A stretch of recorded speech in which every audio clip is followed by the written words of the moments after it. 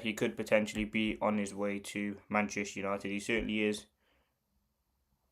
He certainly is a very, very interesting option. Now, United are planning to go all out to sign Antoine Semenyo this January, and are looking to beat Manchester City to sign the Bournemouth forward. Now, personally, for me, we know Semenyo has had a lot of interest now. Apparently, Man City are very keen and have made contact today surrounding a deal, according to Alex Crook. Now, Semenyo, I talked about him. I think he certainly is a very interesting player. A player who's had a great start to the season with Bournemouth. He's looked very, very good for them. He had a very good game against United on Monday, and we know the sort of quality of player that you're going to get. And I think he's certainly someone who would massively improve this team. Now, talking about ideal position for him, I've seen a lot of people say left wing back.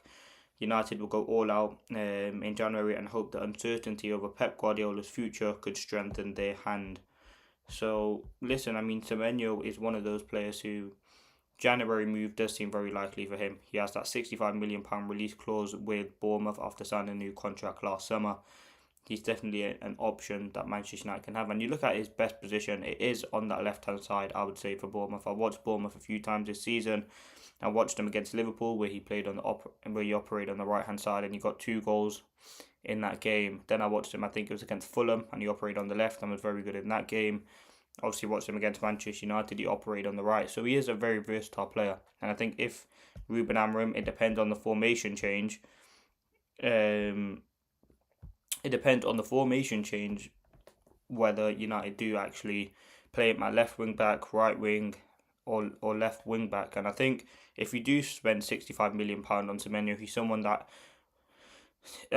becomes a starter. And I think maybe with a potential change of formation, Bruno Fernandes leaving, you move Cunha to number 10, you use Semenyo as a left winger. I think that can definitely be an option that Manchester United go for. And I think Semenyo is one of those players who, with the modern day, you have to be very versatile, and he can play left wing, right wing. But again, if we look at his average position, which I always talk about, he does operate quite deep for Bournemouth, but he certainly would be an interesting option to have. Would United have £65 million to go and spend on a player? That is another sort of question in itself. But in terms of January, he does seem like a very viable option for Manchester United to go and bring him in, and United are really pushing to get Semenyo over the line. Now, what has been said today from Alex Crook, he has said that Man City are leading the race to sign Semenyo as of now.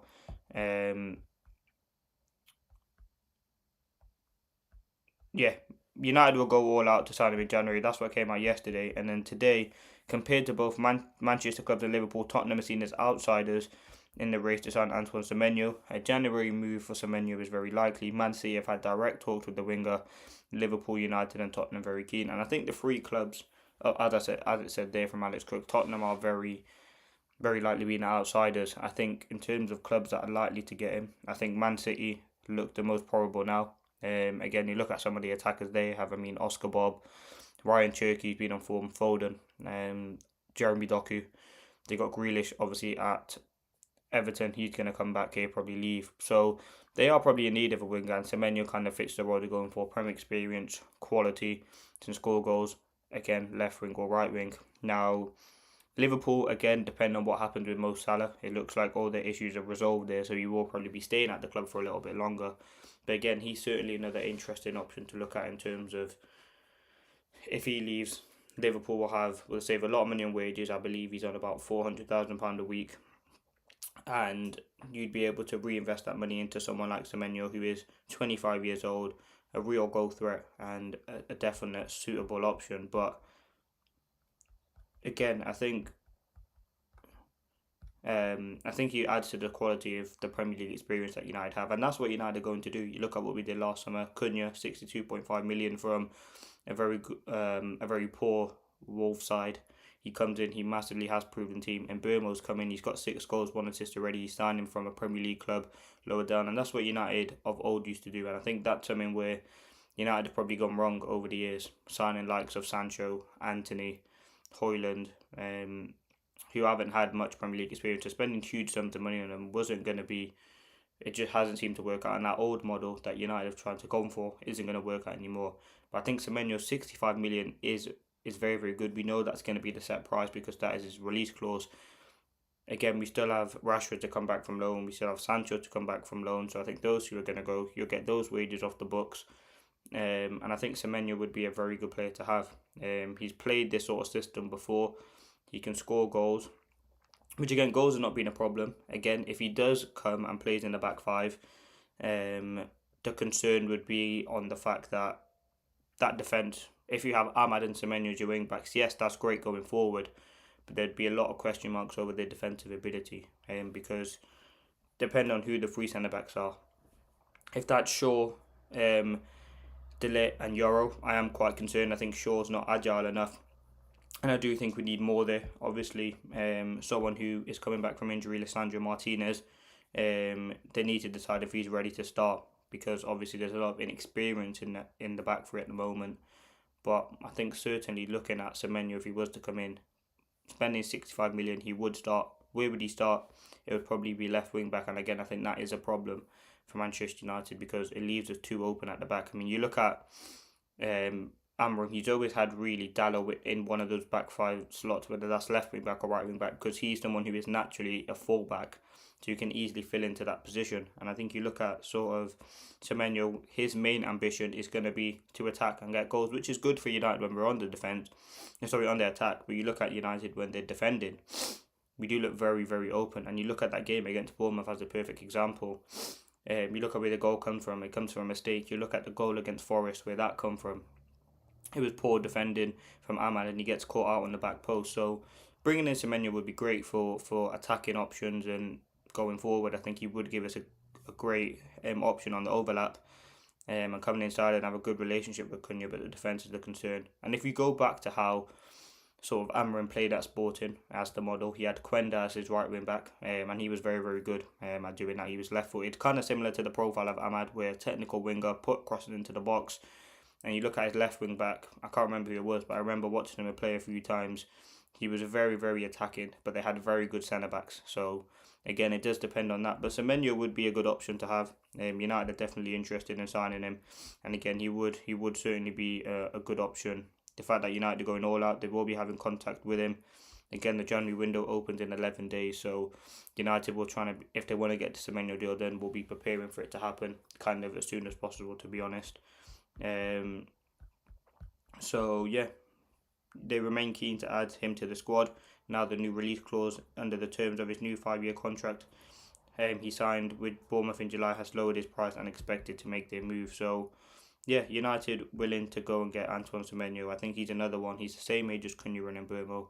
He massively adds to the profile, and it'd be very disappointing if he does go to one of our rivals, because he'd massively improve the squad, and he's going to be someone who's going to go to any team in the Prem and just hit the ground running. So he's definitely someone I would like at the club. Again, I think in January he probably is the most probable signing and the one with the most kind of talk right now at the club. So yeah, if anything does happen, we'll go back to talking about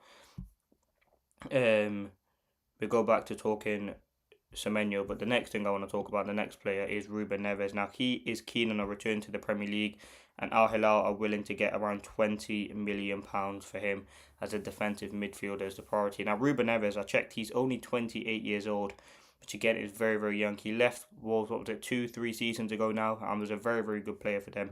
I thought he was much older than that. Now for 20 million, Ugarte has been linked with, I think, Nice and a few other clubs, Turkish clubs. So if he was to go out on loan or even on a permanent, I think bringing in João Neves as a suitable option as a replacement would be very, very good. Now, he obviously joined Al Hilal for £47 million in 2023 and will be out of contract in the summer. And the Saudi Pro League are prepared to let him go for around 20 million next month. United in the market for a defensive midfielder, with Casemiro, Ugarte and Menu all facing in uncertain futures at the club. Casemiro has been linked with a move to the MLS at the end of his contract on June 30th.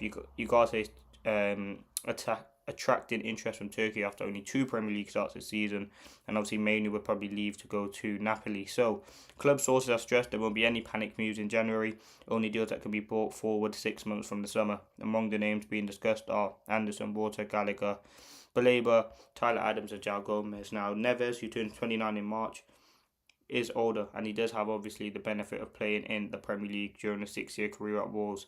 As yet, there's been no confirmation of any interest from United and he'd also be linked with Newcastle. Obviously, Al Hilal made an audacious attempt to sign Bruno last summer, but again, he would be available for £20 million. Now, you look at United's midfield, I think we're in need of someone like Ruben Neves. I think for me, the experience, Premier League experience, won't go unnoticed. He still only is 28, which again is a very good age. And I think as a cheap option, he is very, very good. Al Hilal prepared to let him to go, so there wouldn't be any concerns about then.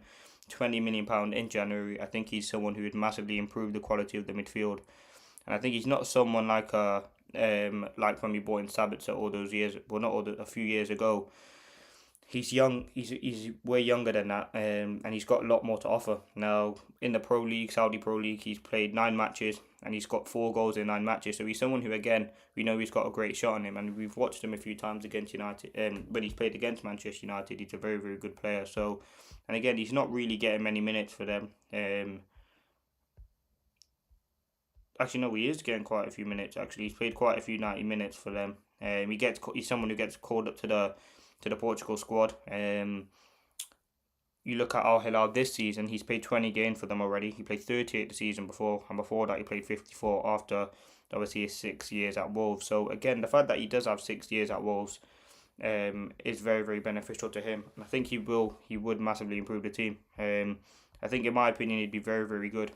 His contract expires in the summer. He would be a cheap option that United can bring in. I don't know why United are not kind of going up on this deal. I think you look at our midfield, Casemiro, yes, he's had very good games for United and has been massively important. He chipped in with a lot of goals. But you look at Ruben Neves, he's about 5 or 6 years younger than Casemiro. He'd be better than Ugarte. And Casemiro is someone who after 55, 60 minutes has to come off because he just don't have the legs anymore. And I think if you do bring in someone like Ruben Neves, you get rid of Ugarte. I think that does massively improve the squad. And again, Neves is very versatile. He can play as the deeper lying midfielder, conducting the play from deep. And also he can play as the progressive one in Bruno Fernandes' position now. I don't think anyone probably world football as of now in terms of can come into Manchester United and replace Bruno Fernandes in that position. I mean, so I think if he was to come in, it would be to battle it out with Casemiro. I think that would depend on whether also if Ugarte goes, and I think Ugarte should go. I mean, he's not getting many minutes. I don't know if he's even guaranteed to get called up with the Uruguayan squad. So if he wants to be in that World Cup, I think Uruguay are in the World Cup.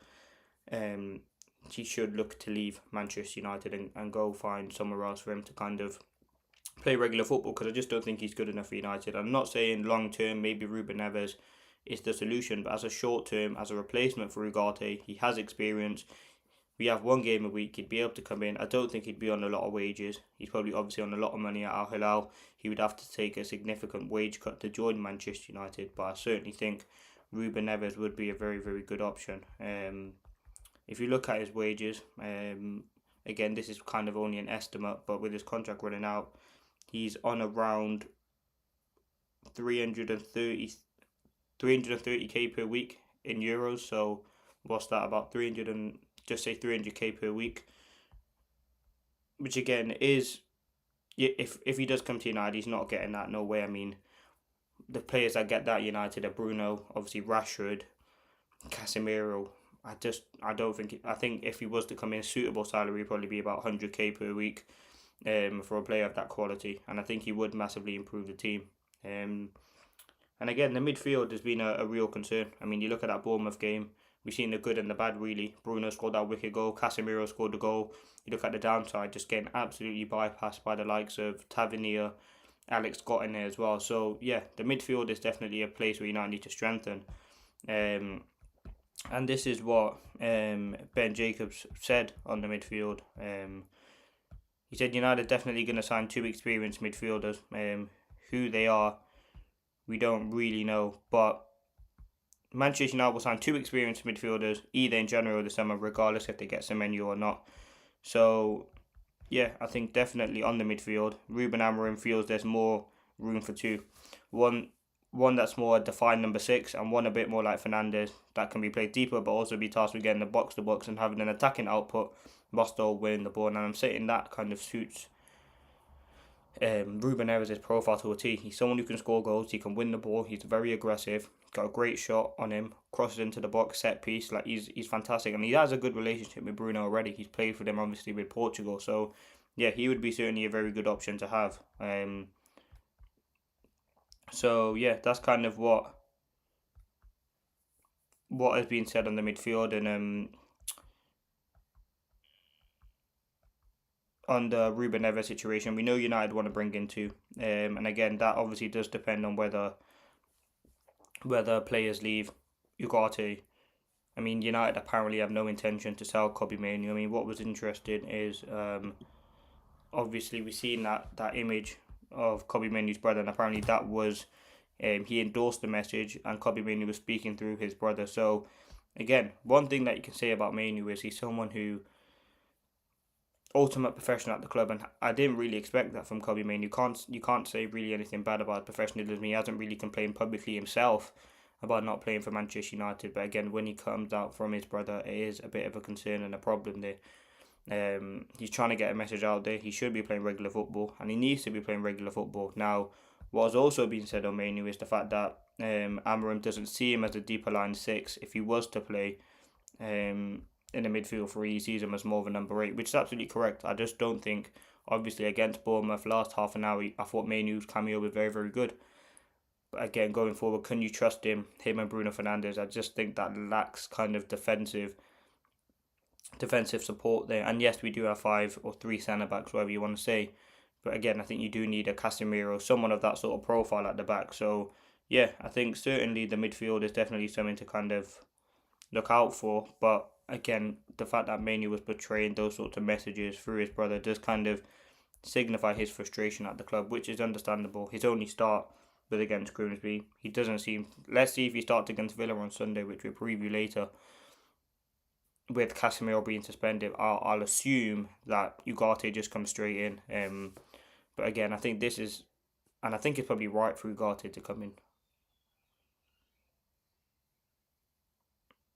for sort of the defensive part of the game, and I think that would be a concern. If you do start with Mainoo, I think you leave your midfield too exposed, too open, and I think that would be the way that Ruben Amorim is thinking about it. So yeah, let's see what does happen there on that sort of situation. Now, the next thing I want to talk about, defensive reinforcement. Defensive reinforcement is a priority for United. Names that the club view as left wing back targets include Estupiñán Munoz, who again is a right wing back, but we'll talk about that, Anthony Robinson. However, these may seem too old, as Manchester United might target a centre back and a left wing back under the age of 25. Gray is a market opportunity for all clubs. Upamecano is potentially free. There's Diamande, who Amorim knows well and could be cheaper in the summer. So again, it's clear that United are in need of a centre back. Martinez, we don't know how he's going to be like. Yes, he's coming back from injury, but his minutes ain't guaranteed to play consistent minutes. In terms of a centre back and wing back, I mean, look at who we have at the club currently now. Maguire, you got De Ligt, Martinez, Shaw, Yoro, and Mazraoui.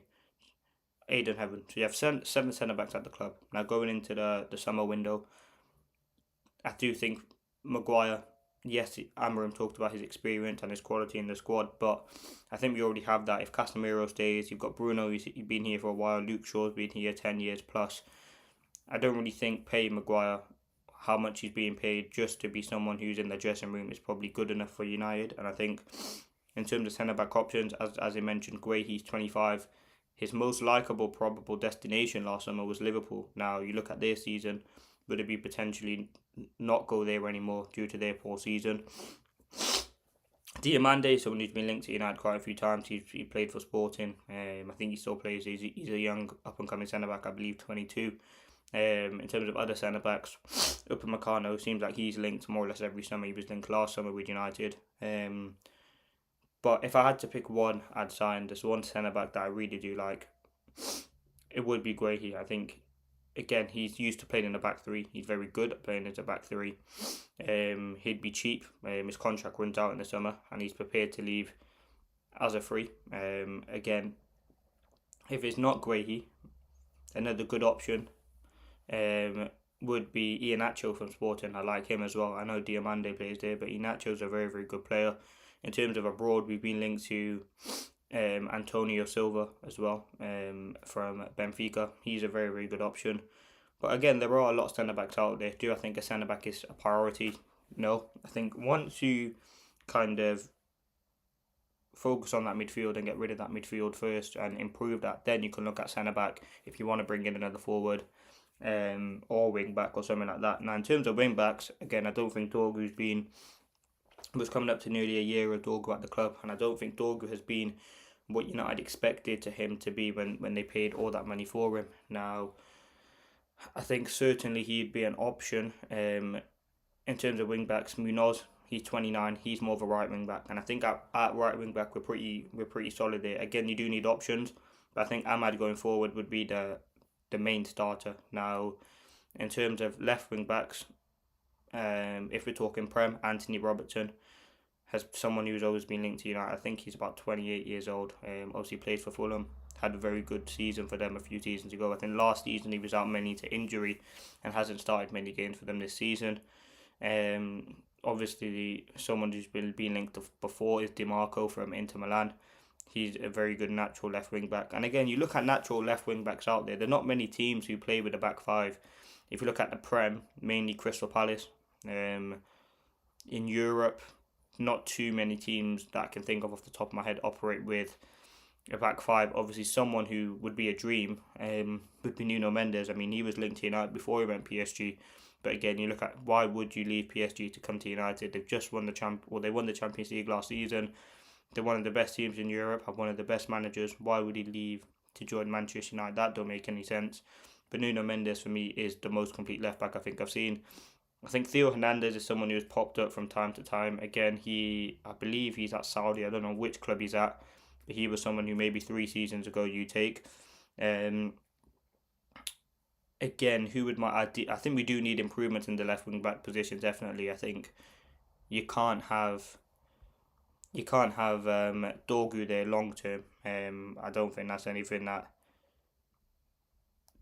would make sense. I mean, having him there long term, he's just not good enough. Yes, in the last few games, he's popping up with goals, assists, contributions. And again, he's someone who Amorim seems to like to have there at the moment. But you look at the options; they're limited.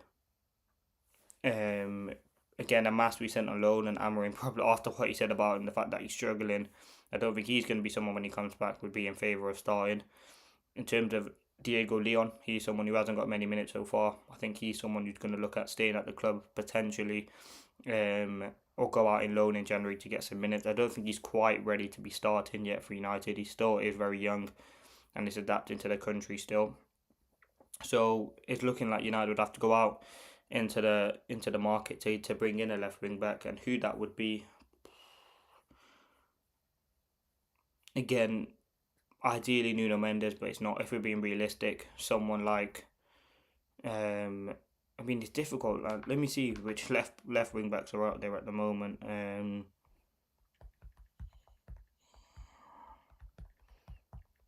And who are out of contract as well. I mean, that's definitely something you can kind of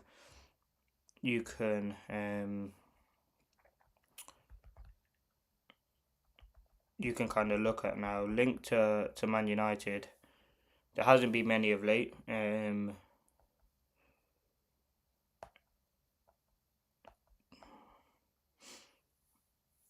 Yeah, there hasn't been many wing backs that United have been linked with, but I think certainly we are definitely looking to strengthen in that position. So United will have someone in mind, and I think the Dorgu deal, I don't know, he still is very young. He's only 20 years old, but I just don't think he's someone who's trusted by Ruben Amorim. I think he does need a lot of development. There is potential there. He's had a good few games for United, but again, he probably still needs to improve his end product. But again, the fact that he's not playing, Amorim obviously sees something that he prefers Dalot playing in that position anyway. So yeah, I think that's certainly something interesting.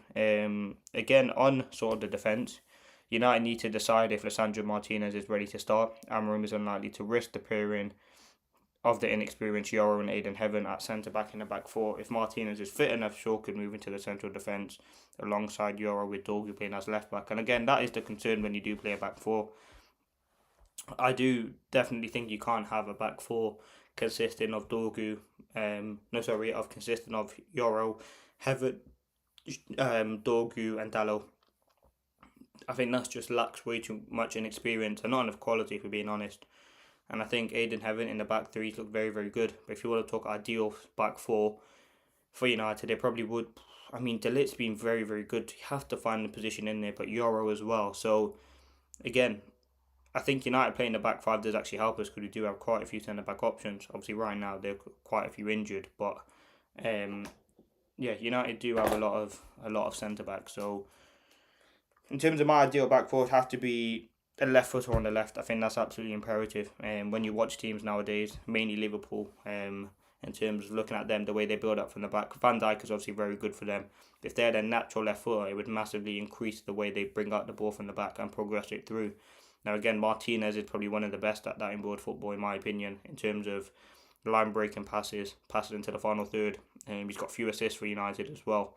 The one against for Man City, the one against Man City for Ahmad, the one against Rangers for Bruno. So he does have a few assists, and I think with Martinez he would probably be better in a back three because he can really push out and he still has that cover of a potentially, just say Shaw playing left wing back. You have the potential covering of Shaw to drop in, and then you have the two centre backs next to him. So I think Martinez in the back fours look good. I remember a few good performances there for him. Carabao Cup final being one of them. He's had a few good performances under Amorim as well. But in the back four, it'd be Shaw left back, Martinez, De Ligt, Euro. I'm not really fussed, to be fair. I'd probably just go with De Ligt, and I'd go for Dalot right back. Now again, there are problems with that. Do I think Dalot is a good enough right back? No. And I think you can't put Ahmad there because it just won't work. So in terms of a back four, and I don't think we'll ever see, or I don't think we'll ever, but I don't think we will probably see United lining up with a back four anyway. I think you will still see the three centre backs, but you'll see more of what you've seen against Bournemouth. Ahmad tucking into midfield, Euro moving out to the right, whoever the right centre back is, or the central centre back moving over, and then just doing it like that. I don't think we will see United in a traditional back four with a right back, left back. And again, it's good to always have fluid play, and I think that's something that we've seen against Bournemouth. Fluidity, quality on the ball as well. I think that's something that was very important. In terms of Manchester United building out from the back and having a very, very good part to play in that going forward. So I think fluidity is something that United need, and I think be able to adapt systems and chop and change, bring on players for these sorts of scenarios would be very, very good. But that's on sort of the back four. Now, this is what Andy Mitten said on summer signings. There's 3 or 4 players that United are looking at in Wharton, Baleba, or besides Wharton, Baleba and Anderson. United will get one of the players. I stand by what I said about Anderson, but Man City want him and could probably offer him more than United and Champions League football. So whoever United signed, there needs to be a repeat of what happened with Cunha and Burmo, who actively wanted to join, because they're miles bigger than someone like City. All the clubs that are going for the same players because of the number 6 is the key role, and there may not be many players proven in the Premier League doing it. United would be a suitor up with these players of other options. There are other names that haven't gone out there who Manchester United are looking at. If Bruno was sold, that would help. United signed 2 midfielders. United have got a bit of money. The cash is starting to get tight, but United will move players on. There's a bit more room now with PSR. United expects to be going for players, I've said all along, a couple in midfield, a central defender and another player. So yeah, I think in terms of United, looking at the midfield, I do certainly think we will get one of the big 3 players. In terms of Anderson, Wharton and Baleba. Now, my ideal choice would be Anderson. Again, all 3 of those players are going to have a lot of suitors. I mean, depending on if Crystal Palace get Europe, obviously Man City, they're probably guaranteed to get Champions League. And obviously Brighton, Baleba. Now, Baleba obviously was someone who was linked to United heavily last summer. We had contact with him. United wanted to get that deal done. Now, obviously, they got priced out of the move. And I think that was the biggest issue, the price. Now, I don't think the price is going to change for Brighton. I think they still value him as similar to what they got for Caicedo, which again is ridiculous because he's not someone who is worth £115 million. If you look at the way in which he's played, yes, he's not had a great start to the season, and that could be due to external pressure being linked to Manchester United. He said has added a lot of pressure, but he wants to perform how he normally has. And I think in terms of midfield, I think Anderson's the more complete. As a number 6, he's very good on the ball, line progressive passes. But again, there will be competition. Rodri is someone who who can't play for City at the moment due to injuries. So again, Nico Gonzalez, is he the sort of player that Man City need right now? Probably not. So they're going to be in the mood for a midfielder, no doubt. I'd say in the summer.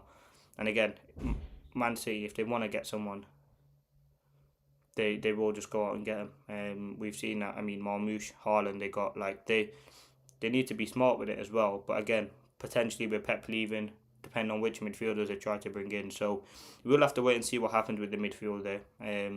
I think my ideal choice would be bringing in Elliot Anderson, as I've said quite a few times already.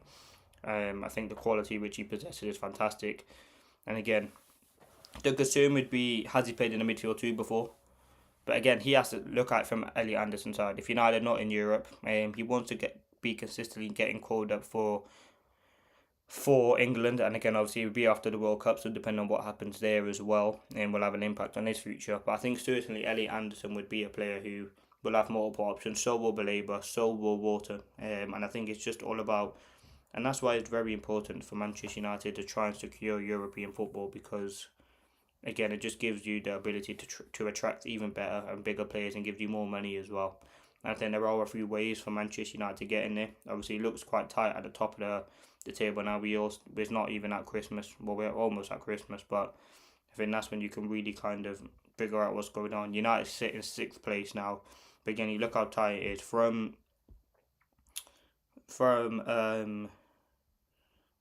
all the way from 15th to 5th to 4th place. There's only 8 points in it, so it's very, very tight in the Premier League. But if United were to get into those one European spots, whether that be Champions League, it would be great. I mean, if we were in the FA Cup, which we have Brighton in a few weeks, we'll obviously get us into Europa League. But again, do you want to get in the Champions League? And that the only way United can do that is finishing in the top 4. So we need to really finish in the top 4. I mean, one game a week. Out of most of the top teams, I mean, Chelsea, they've got a good squad. Villa look flying at the moment. We see how United play against them on Sunday. City, Arsenal look very, very good. So, yeah, it is going to be difficult. But Champions League, again, allows you to attract other footballers. What I thought was interesting with Cunha and Mbeumo and Sesko, they were 3 players who always wanted to come to United. So, with Champions League, without Champions League, I think they were always going to come to the club. But it shows you attract. Like, Cunha was linked very heavily with Arsenal at one point, and Mbeumo was linked very, very heavily with. He was linked very heavily with Arsenal and Spurs as well at one point. So the fact that they chose to come to United shows their other ambitions to join the club. So yeah, I think the midfield is definitely a position we need to strengthen. I've said that now for a while. Who's that going to be? We don't know, but 2 options. If we have to sign 2. Mine would be Ruben Neves in January for 20 million. You get Ugarte out, you bring in Ruben Neves. And Elliot Anderson. I mean, I'd be happy with any 3 of those, Anderson, Wharton or Baleba. And as a cheaper alternative, you have Ruben Neves, João Gomez, Conor Gallagher. These sorts of players, cheaper options to bring in. But I think Neves is definitely the best of them. Now, for the last bit, I want to talk about that Bruno interview. Now, he did an interview with, obviously, Rio Ferdinand. He talked about a lot of interesting things, why he leaves, his position at the club. The first thing he said on rejecting the chance to leave Manchester United, he said, I could have left twice. I said the club said we need you, and I said, okay, you gave me something, I'll give you something. The time at the club has not been as I wanted, because obviously I wanted to lift trophies, and I haven't lifted as many as I should and could. But at the same time, I think everything I've done for the club in a certain way was still very important, and not taking anything away from other players that were here and everything.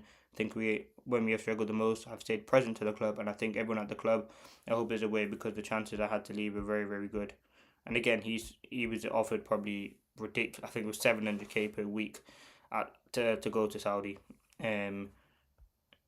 So yeah, I mean it's still quite undecisive whether what was actually said. The club apparently said to Bruno he should leave.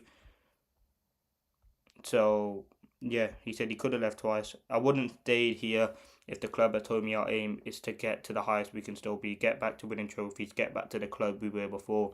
So I'm very aware that I could have gone a different path. I could have gone in a different way and probably winning more trophies.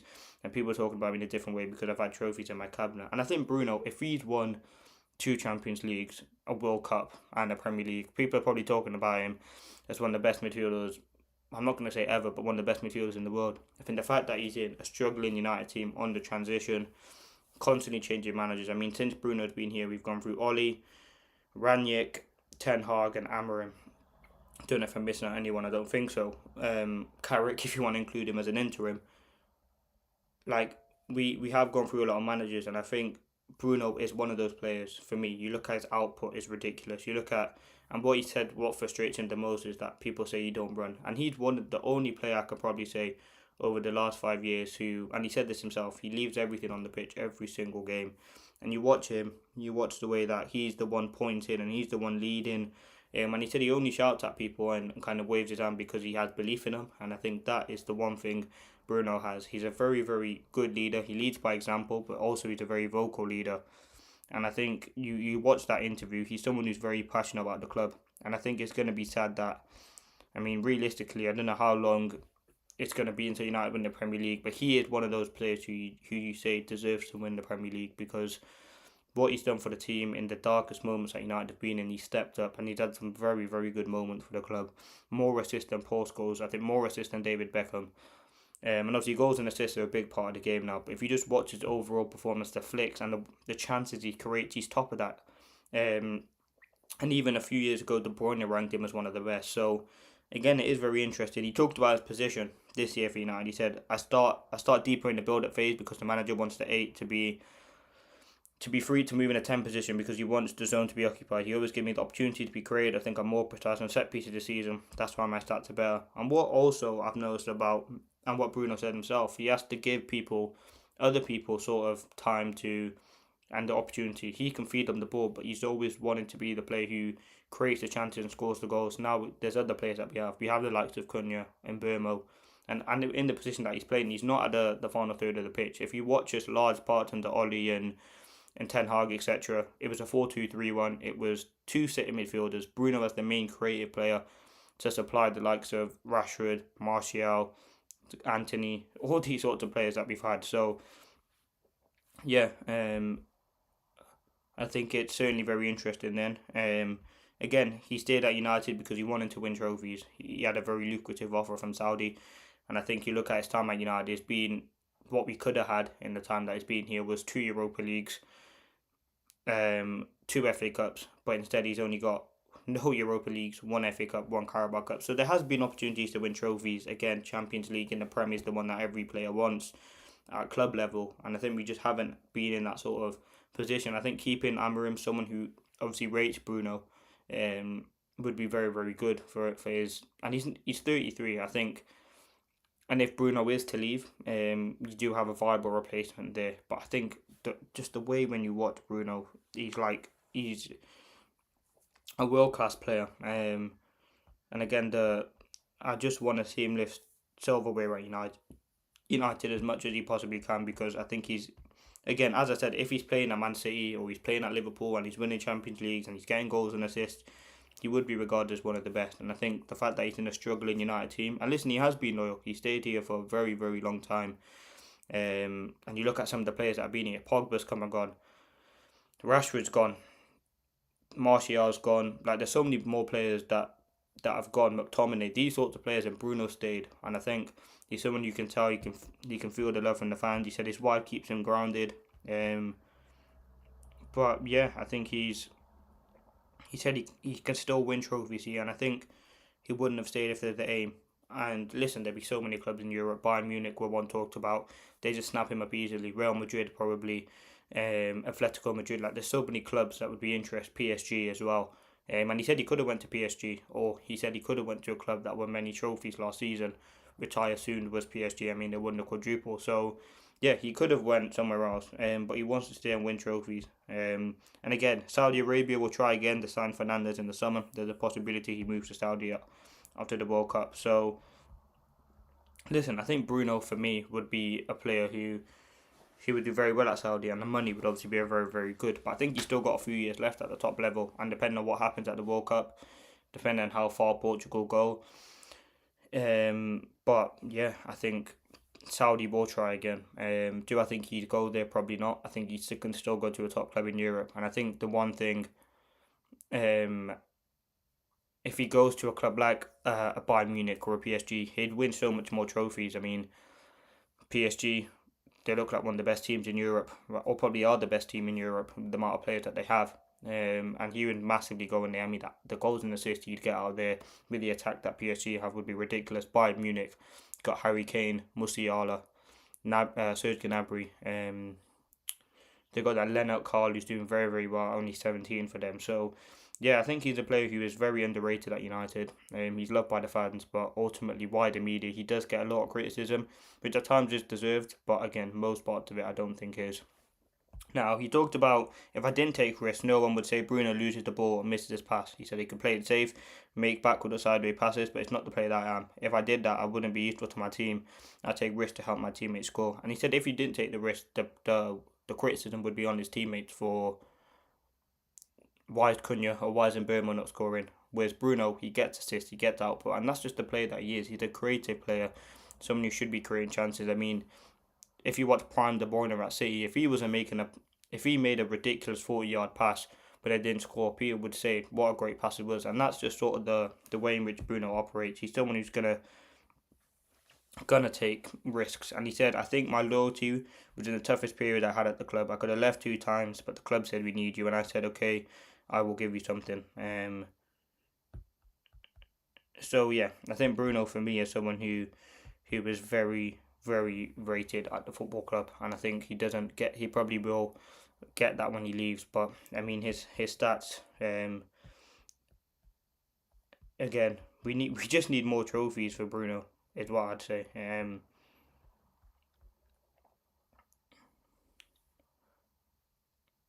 Yeah, I think it'd be a perfect opportunity to kind of see. I want to see Bruno. You want to see Bruno win a Premier League, Champions League. I think that's something that he deserves at the football club. Um. So yeah, I think he certainly would be a very, very, when he leaves, he would lift the mood of the club. Now, lastly, obviously, United play Aston Villa on Sunday. Now, we've had some updates here. Ruben Amorim is expected to utilise a back four over the coming weeks. But this is the main concern. De Ligt and Maguire are not expected to return from injury in time for the Aston Villa game. Now, that is a huge blow for Manchester United. I think they are 2 players that would be a huge blow for the club, because that's the thing that we've missed in experience. And I think potentially, would you go Shaw, Martinez, Euro?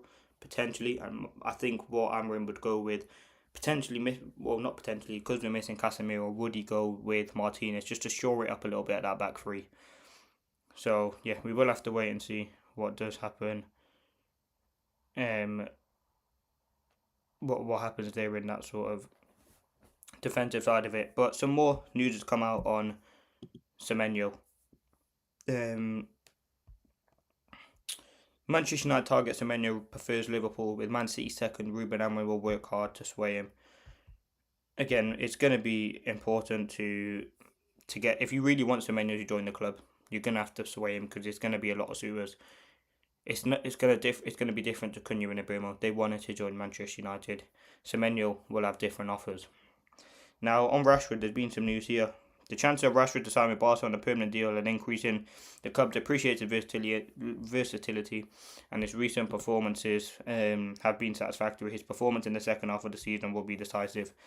Now again, happy Rashford means he's getting goals and assists, and he's looked very, very good out there for Barcelona. I've watched him a few times this season. He's looked class. Now in terms of his position at Barcelona, we know I think is about a £30 million buy option they have for him. Now again, he's got 6 assists, 2 goals and 60 matches in the Liga this season. You look at the minutes that he's got in the last few. He got 90 minutes, 74, 45, 90, 23, 43, 45. So he does get quite a few minutes. Again, he got called up to the England squad before that as well. So he's going to be someone who has ambitions to get in that World Cup squad. I mean, you look at that England squad, the attack is very, very stacked. But again, he'll have his own ambitions to try and get there. And the way that he's playing at Barcelona at the moment, he does seem like a player that'll get in there. I mean, you look at their attack.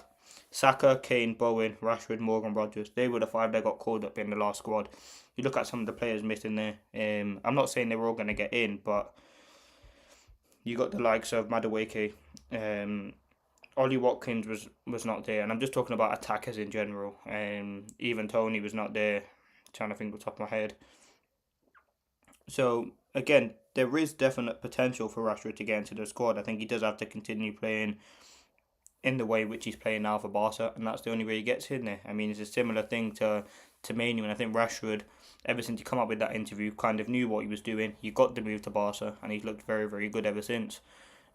So I think for Rashford, he's a player who he knows exactly what he wants to do, and I just don't think his headspace at United anymore. Again, you would want him to kind of you would when he burst onto the scene, as Michael Richards said, in 2016, you think he'd be a player who stayed at the club for the rest of his career. Now things have changed, but for me, I would say he's a club legend. I mean, someone who come from the academy, gets what it's like to play for United again. The way that it ended, more or less putting in a transfer request to leave to Barca, but again, he wasn't getting on with Amorim. He had disciplinary problems.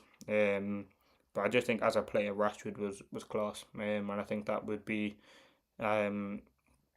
it'd be sad to see him leave, but I think he's done very well for Barca, and I think he'd be a good player for them. So again, it'd be a good bit of money for PSR. It'd be pure profit as well, and that would massively help Manchester United. So, and I think looking at Rashford as a player, I think Barca is the perfect move for him. He's looked very, very good there. So yeah, in terms of other Manchester United news, yeah,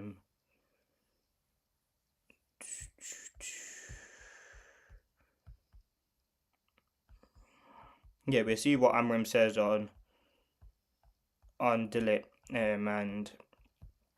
and Maguire ahead of the game in his press conference in about 2 hours. The preview will be out later. Roma are serious about a deal for Zirkzee, and they believe he wants to move. So again, Roma and Zirkzee, that's one to definitely look out for. So yeah, we'll have to wait and see. Now the last thing I want to say on Semenyo.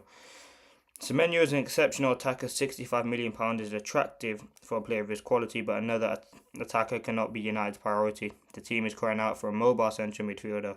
Focus finance on that now. So last summer, Semenyo is a better fit for Liverpool's side. And then again, it does come back to, do United just have 65 million as well as spending potentially 70 million on Anderson or Baleba and other money on there as well, to go out and get Semenyo? Because 65 million is a lot. I mean, if you get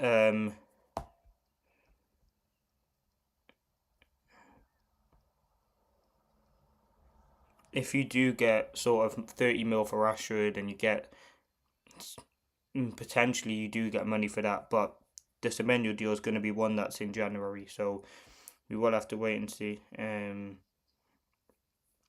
what does happen.